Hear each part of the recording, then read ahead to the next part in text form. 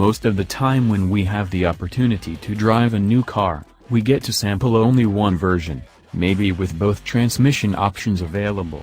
But for this test drive, Volkswagen had every type of Golf available, with the exception of the e-Golf, every body style, every engine, every trim, and every transmission.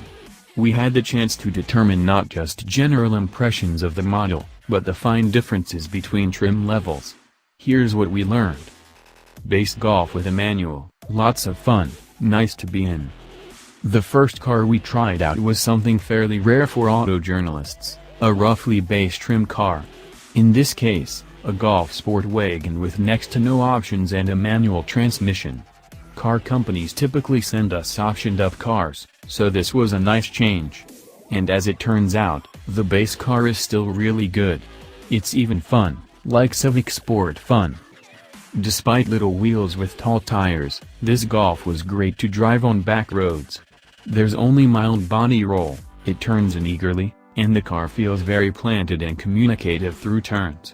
Its 170 horsepower and 199 pound-feet of torque are plenty, allowing for quick acceleration even in the middle of the rev band, and the engine sheds and gains RPM with ease, making for smooth rev-matched shifts. The 5-speed itself is just adequate, though, with slightly rubbery gates. The ratios aren't closely spaced, either, but at least they're tall enough that the engine isn't screaming at highway speed. We also tried out a Golf with an automatic, and it definitely isn't as much fun as the manual.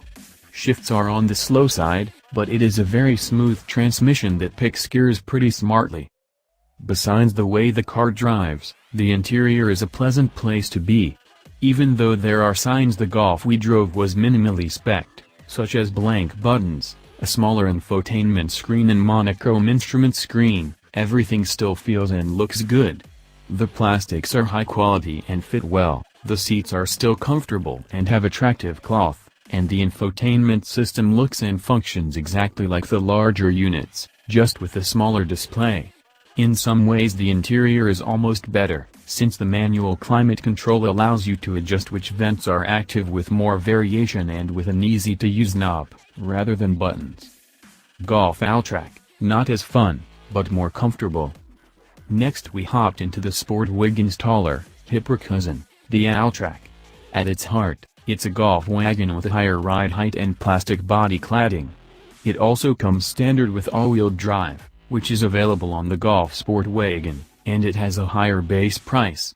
The Alltrack starts at $26,805, while an all-wheel drive sport wagon starts at $24,785. It also isn't as fun to drive.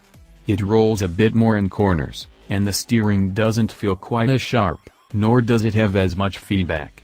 It does have one advantage over the regular Golf, though, and that's an available 6-speed manual.